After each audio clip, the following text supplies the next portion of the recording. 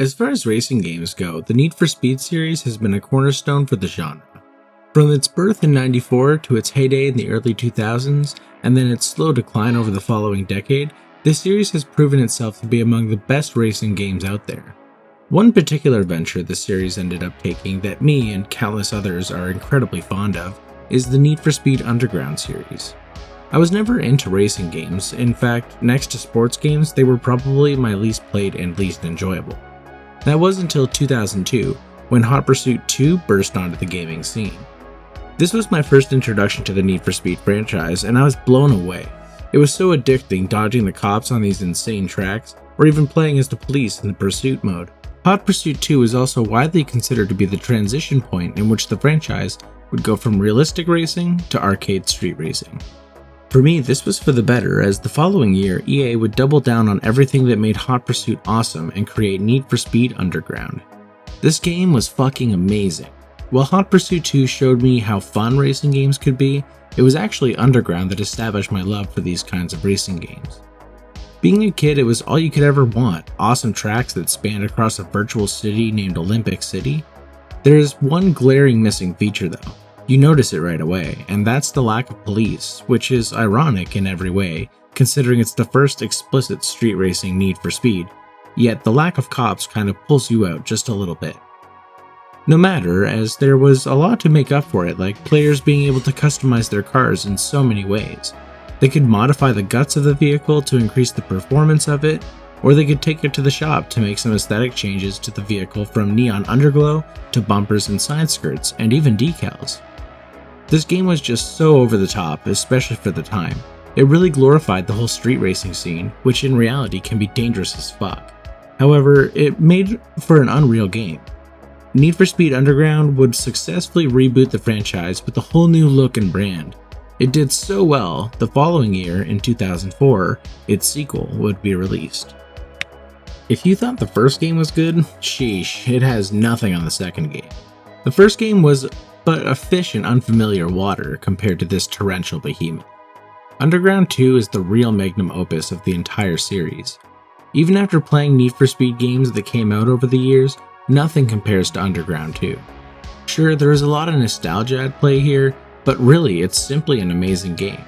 It took everything the first game did right, and did it double right on the second go.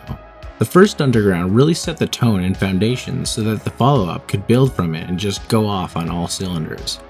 Underground 2 brings a fully open world by which the various races and events take place. It was so fresh to have an open world in a driving/racing game, as you could play it how you wanted, strolling through the city all casually, racing some of the other racers you come by on the street, or playing through the events and building your dreammobile as you rise in the Underground circuit. While there are many more Need for Speed games following Underground 2, Electronic Arts would never be able to recapture the magic that made Underground so magical. Through all the street racing themed Need for Speed games that came out after 2005, most, if not all, were mediocre at best. In fact, there were 13 entries into the franchise between 2005 and 2015, and while they were able to stand alone, they could never hold a candle to the Underground series. This was until another reboot for the Need for Speed series would come along in 2015. This game, titled simply Need for Speed, sought to reboot the series once again, just as Underground had a decade earlier. So join me on the journey through the Underground series, why it was awesome, what it stood for, and what the overall Need for Speed series became. The first Underground game kicks off the awesomeness from the very first as the title sequence boots up. You already know you're in for a fucking ride. The game was unlike any of its contemporaries of its time. It held its own against its competition in Midnight Club and provided so many reasons why it was the superior game. The story was kind of generic and rather trash, but the gameplay, oh god, the gameplay. It's so addicting, the tracks are perfectly made, albeit they get a little repetitive throughout the career mode. The flow states that come from being in the zone, so to speak, feel so good as you use laser focus to navigate through the course, all while dodging the oncoming traffic. What's more is the game introduced two new kinds of races, being drag and drift races. These modes are intense and really fun, and all around successful at adding new life to the arcade racing genre. The cars feel amazing, and for one of the first times in racing game history, you could fully customize your car inside and out. While some car lovers may not get their fix, especially if you don't like tuners, the game's vehicles still have a lot to offer within the context of the races. Just watching your start in the career mode with a Dodge Neon like your buddy had in high school, then slowly working your way up as you win races, trading in the Neon for a tricked out Nissan, or maybe even keeping the Dodge and customizing it to be able to compete as the races go on and on. The progression was amazing, and there were so many reasons to keep playing. The game changed so much for the arcade racer and solidified its position in gaming history. I'm gonna start this one off with the gameplay since it's the shining section of these games. It's like any racer, there's tracks and you race on them. However, Underground brings the street racing scene to video games, and the tracks suit this atmosphere. Furthermore, since it's street racing, there's traffic to contend with as you make a mad pursuit to the finish. This traffic adds dynamics to the mix as they are randomly generated when the race starts or restarts. The mechanic can make for some wild races when you're crashing constantly, but still manage to bring home the gold. Which leads us to its first problem. Even when selecting hard on the race menu, the game is pretty easy, and with some select few exceptions like the Jose race. No matter though, we'll continue chugging along, leaving competitors in the dust. The races, of which there are 111 of them, all seek to build upon one another in developing the city further. The game starts off pretty basic, but over time, which feels like forever, it further and further flushes out the city. This works well and poorly at the same time. On one hand, the maps reveal the shortcuts which you get used to as you encounter variants of them over and over throughout the races. Counter to that, it gets pretty repetitive as you progress through the Underground mode. On another high note for the series, Underground introduced two new race types, drag and drift races. Let's start off with the drag race. The drag is exactly what you'd expect, a straight line race to the finish with insanely high speeds and game over crashes. The drag races play a lot differently from the other races in that your car is more or less locked into the lane that you start on. You can move side to side, but it's a lot less smooth moving around than in the mainline races. Further, you have to pay attention to your gear shift, as this is the only mode where even if you have the transmission set to automatic, you need to shift your gears manually accordingly. There's a small window when you can shift, and this opportunity starts off with a gray blue circle indicating a good shift. If this changes to green, it's a perfect shift and will give you the much needed speed boost to win the race. If you shift before or after the window, it's considered a short or overshift respectively, and will cost your car its speed. Because of this, the drag races got ever harder as your car went up in performance levels. It starts off easy trying to shift the gears when necessary, but by the end the window is so tight that you need cat-like reflexes just to hit it right. I've caught myself focusing solely on the gauge on the left side of the screen throughout the drag races, and next thing you know you're smashing into another car on the street going mach speed. You can get into some absolutely insane car crashes in this mode, especially considering you're traveling at 150 plus miles per hour. However, in this mode, if you crash, you lose the race and you need to restart. Unlike the mainline races, where you can just press the back or select button and respawn your car to be right back on the track. There's a lot to enjoy about the drag race, and at very least, it adds a new way to enjoy the arcade racer. The next type of race up to the plate is drift races. These are where my heart truly lie. The races are insanely fun. The handling is dialed down to such a state that it's easy to drift your car around corners, and you get points relative to how good the drift was. These points beget a multiplier at specific counts, and the objective of the race is to obviously get as many points as possible. It starts off pretty hard considering your car handles like a rust bucket on training wheels, but quickly you get the hang of it and just start drifting the whole track. Drift races are probably the highlight race type in my opinion, and they're an absolute blast, and the races were given a whole new meaning 2 years later when Fast and Furious Tokyo Drift came out. The drift races were the total opposite of the drag race. The tracks were tight and full of turns, and the difficulty progression was the complete opposite. As your car got better, the drift races got easier and easier as your vehicle now had the handling necessary to really rack in the points. What's more is I found this mode could be cheesed by starting smaller drifts through the straightaways to build a small multiplier before hitting big turns and capping the multiplier while getting some insane points. There also aren't any other cars on the track in this mode, so you're free to use the full time allotted to spin your car around until your points surpass the competition. Furthermore, the AI in this mode just plain sucks. By the end of the first lap, 9 times out of 10, I'm already like 10 granded points above the runner-up, and especially by the end of the Underground mode, the drift race becomes an absolute joke. The final major gameplay mechanic in Underground is the modification of cars. You can customize your car to varying lengths, changing the color, adding decals from known brands, and even slapping some vinyl on the beast.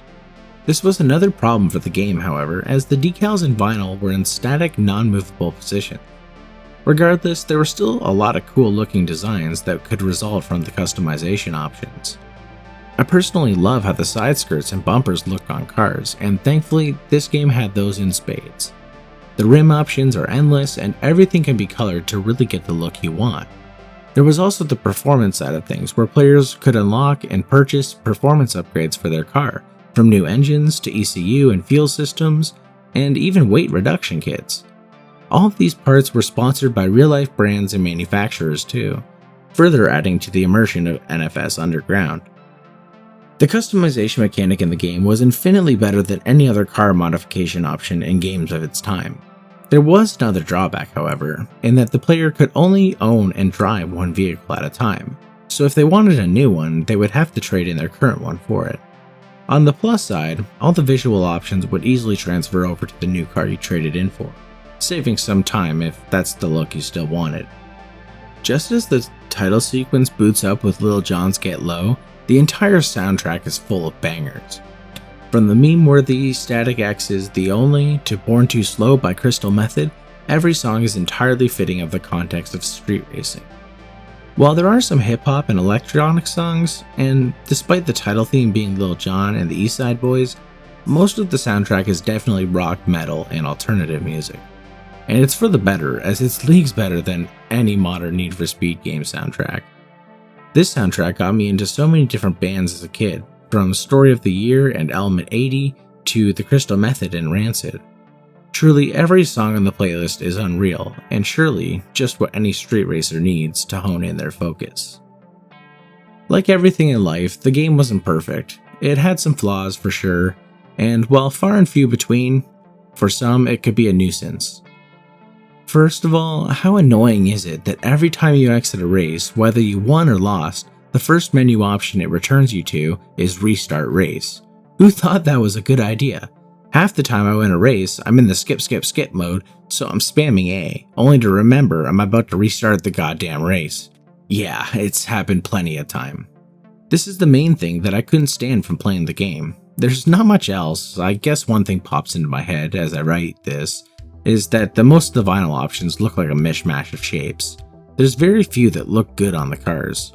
That may be a bit subjective, but it bothered me. Aside from these two things, I guess the races can get a bit repetitive as the game goes on since they're variations of one another. Honestly though, Underground is an all-around excellent game with very few flaws. Overall, there really couldn't be a better reboot than Underground. Maybe there's one, but regardless, the game was all around amazing. It totally rejuvenated the Need for Speed franchise and not only made it relevant again, but made it the de facto arcade racing experience. The car modification was probably the highlight for me. You could just do so much to make your car look really cool as you blasted away other racers with your racing finesse. But the way the tracks build the city as you're racing in it also was really interesting. For the time, the game was so groundbreaking that no one knew where the series would go next, and luckily, only a year later, the world would get a taste of what's to come with the grand follow-up, Underground 2. Quickly following the success of Need for Speed Underground, EA would press on to release its sequel, Underground 2, only a year later. If you enjoyed the first one, this game is going to blow your mind. It's always such a pleasure to play a sequel that is just a huge improvement on the formula, with little to no deviations. I feel like Underground 2 was really what the team was trying to capture with the first game, however it just never came about. It's clear that the developers learned so much from Underground 1, and they really put it all together for the follow-up. Everything gamers came to love is back and bigger than ever. The cops still don't exist in the game, so there was still that missing. Finally, however, the game features a fully open city to explore and progress through, and you could now own multiple cars at a single time. The races are, believe it or not, more intense than before and got a lot less repetitive as they are more spread out across the vast city you play in. The storyline continues from the previous game, and you can tell the team put a little bit more emphasis on the story this time around, even hiring Brooke Burke to voice Rachel Teller, who is the main guide throughout the game. Despite this deeper focus on story material, it's still pretty shallow and boring, but it serves its purpose and provides some grounding for the races to play out over. Besides, who plays Need for Speed for the plot? Also, what was with the rain? It looked like a single cloud hovering over your car, spilling gray rectangles in a radius. It was some goofy shit, but I quickly got used to it and pretty much ignored it. Like its predecessor, the gameplay in Underground 2 is where the game really shines. There are even more races than in the first game, and the open world changes everything.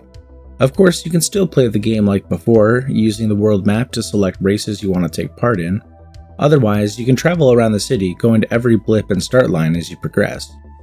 The city, named Bayview, is actually pretty well done and further shows off how good the team is at map design. It's split into sections that all provide different feels and styles to the race. There's the core where the turns are tight, the drags are long, and the traffic's heavy. This area provides fast-paced, high-handling races and also features the main highway system, which players will find themselves racing across often. The next section north is the Suburbs, which sees the landscape gradually change. It's not a bad spot, but it's pretty small and compact. Following the city north from the suburbs, you have the mountain, which is incredibly windy, which makes it perfect for circuits and drift races. There is even a drift race that features the mountain and is one of the few in the game that sees the player drifting outside of the confined instance tracks. Bayview is also dotted with various car shops by which the player can make various modifications to their vehicle, as well as purchasing new vehicles. No longer can the player buy new items for their cars in the main menu. Now they have to explore the city, finding these shops and physically going into them. All the shops have various specifications or types, so you need to go to the correct one to find the mod you're looking for.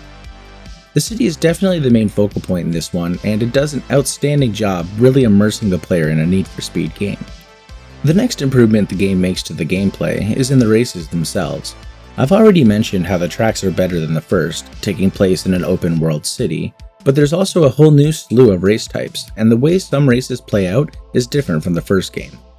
Circuit, sprint, drift, and drag races all make a comeback, with Street X, Underground Racing League, special events, and Outruns being new introductions to the series. First up, drift races play a little different than before. Now instead of it just being you on the track trying to beat the scoreboard, now the other racers you're against are actually racing on the track with you.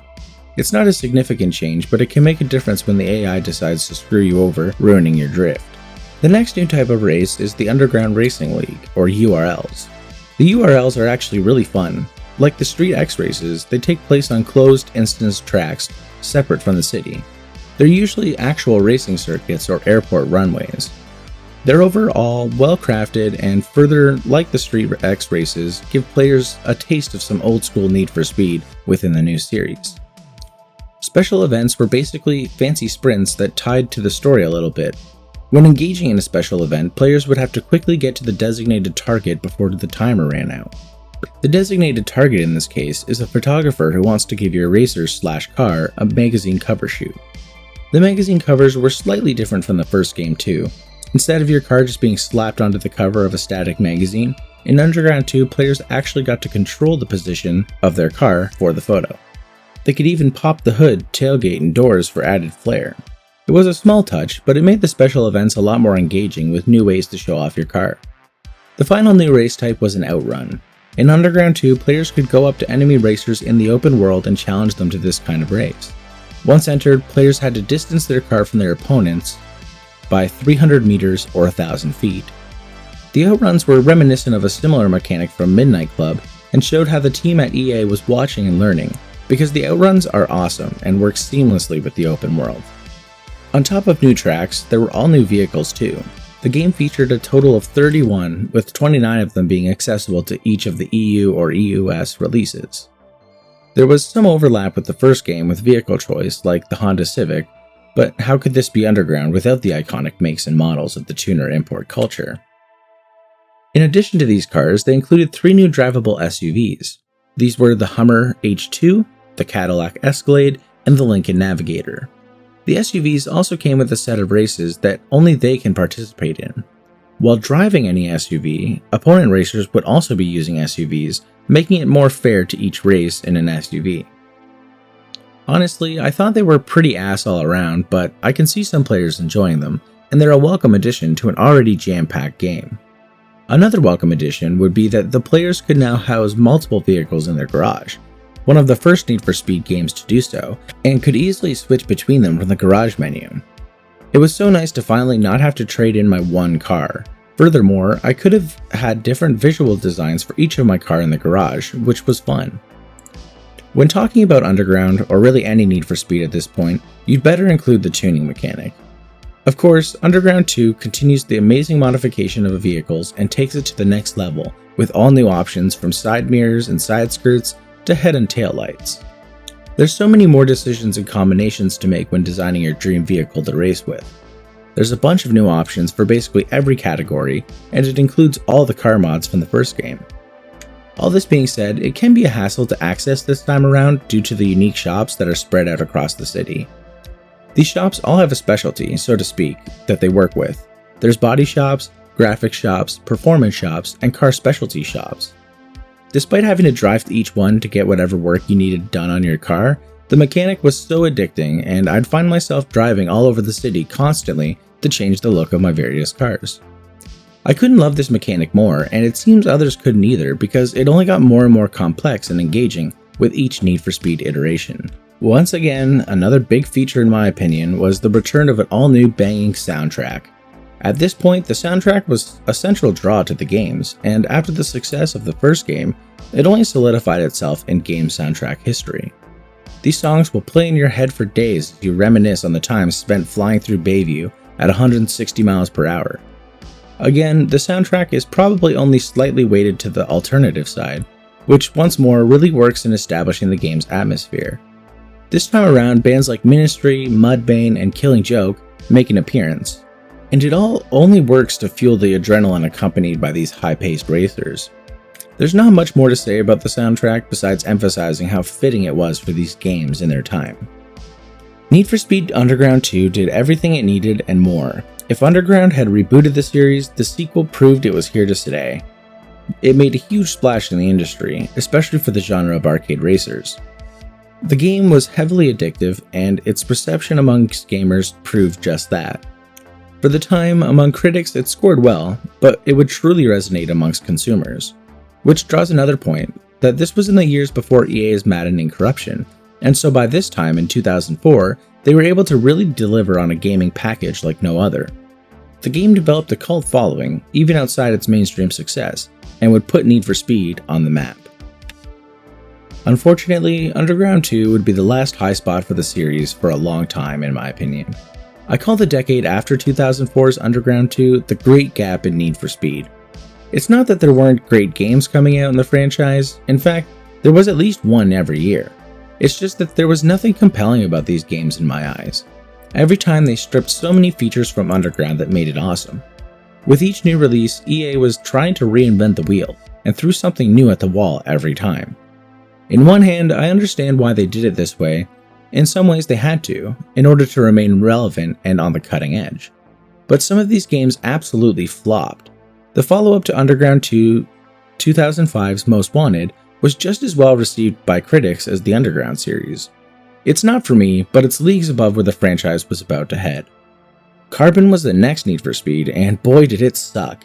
It was reviewed by critics fairly well, not as good as Most Wanted or Underground 2, but for myself it marks the steep hill downward for the franchise. EA would end up taking a huge dump on their racing franchise.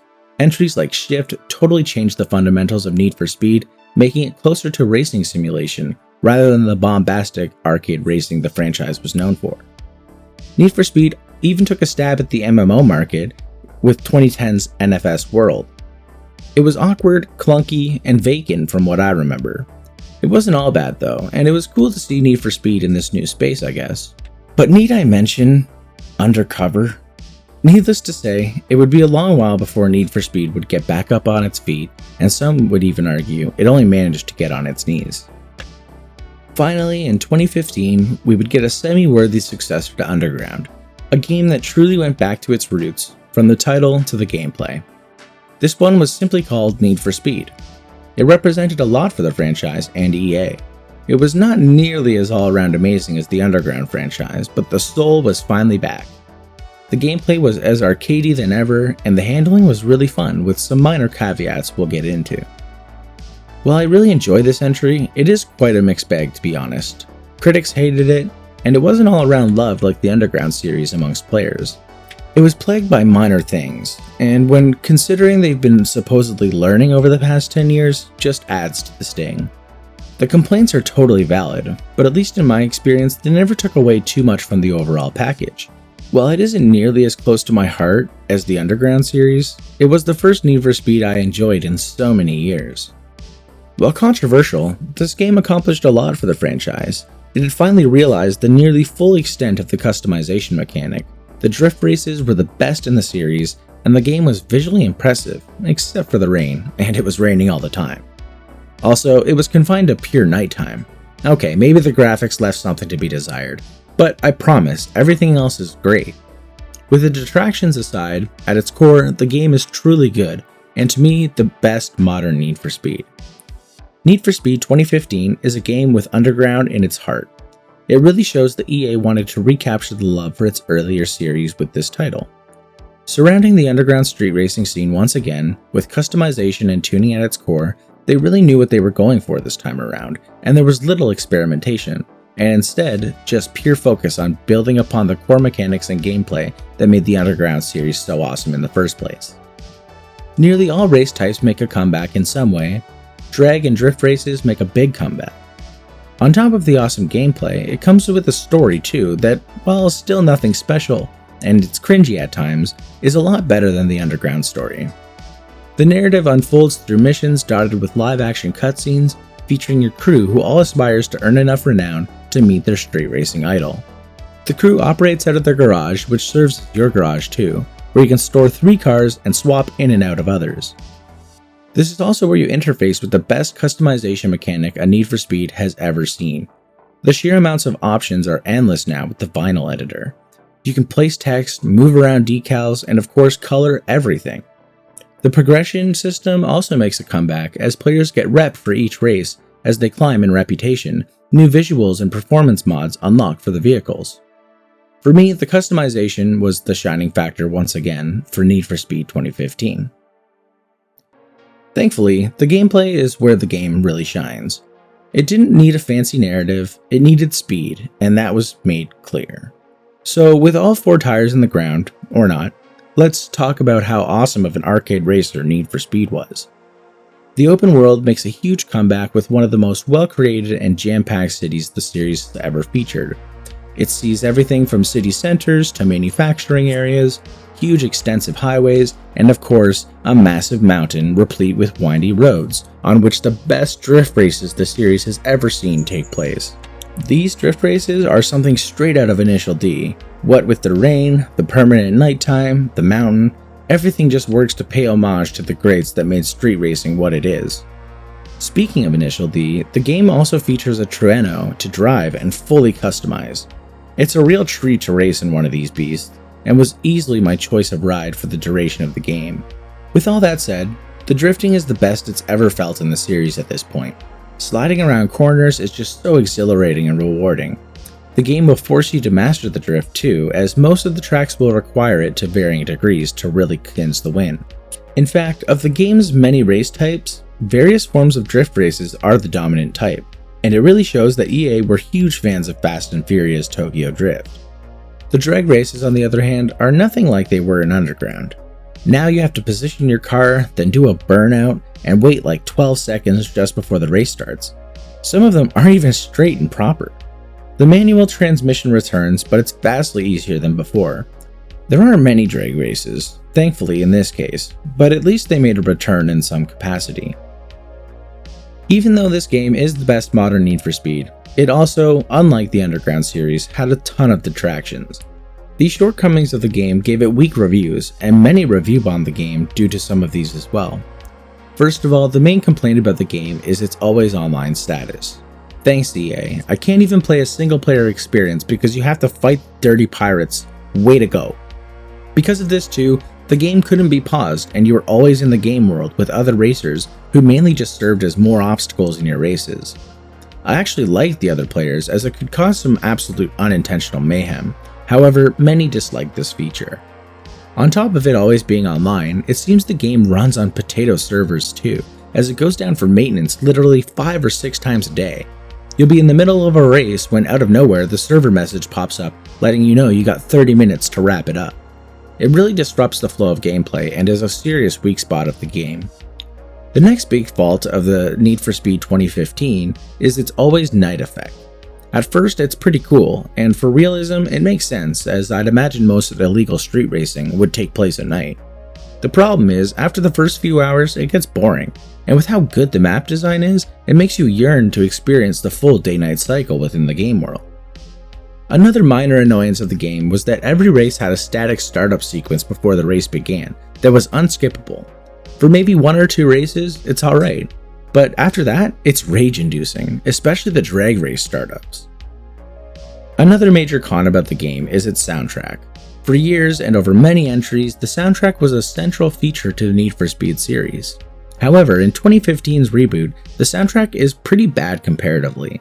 It has few to no iconic songs, and if Underground was weighted toward rock and alternative music, this soundtrack is dominated by electronic music. The music isn't bad, but nothing has the same soul as the Underground soundtrack. Also, I found it was incredibly quiet and wasn't playing half the time, which may have been a bug or intended, I don't know.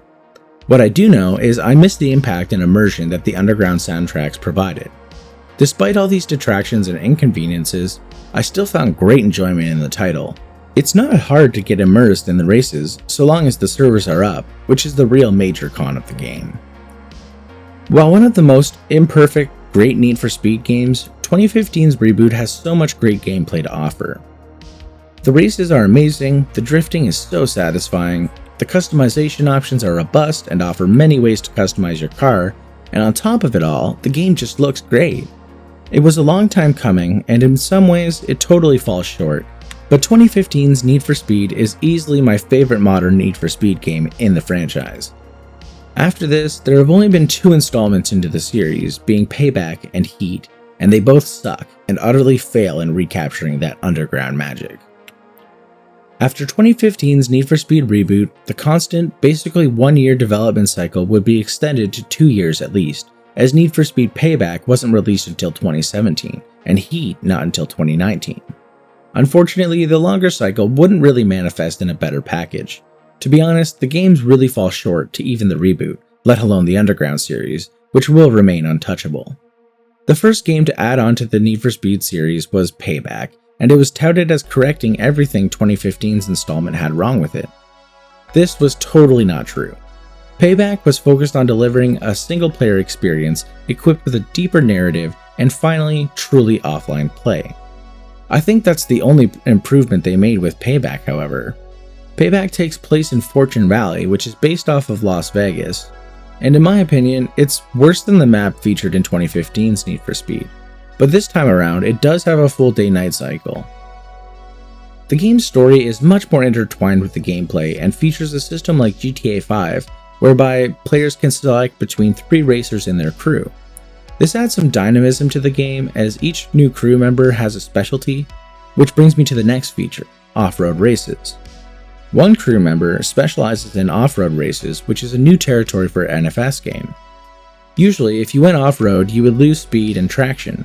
In Payback, some cars are specifically designed with off-road in mind. These tracks are pretty good on their own, but they don't add a whole lot to the gameplay beside visual feel. They operate like any other race would with different types of cars. The game also brought back police chases. However, this time around, they're all scripted and after the first few become a little cringy.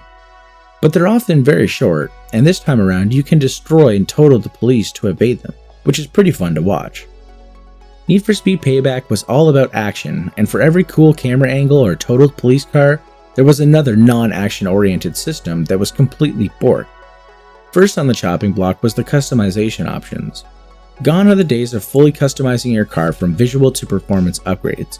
Now it's all about some card system that just takes all the soul out of the mechanic. It's not fun, it's not interesting, and it's not Need for Speed at its finest. It's gross.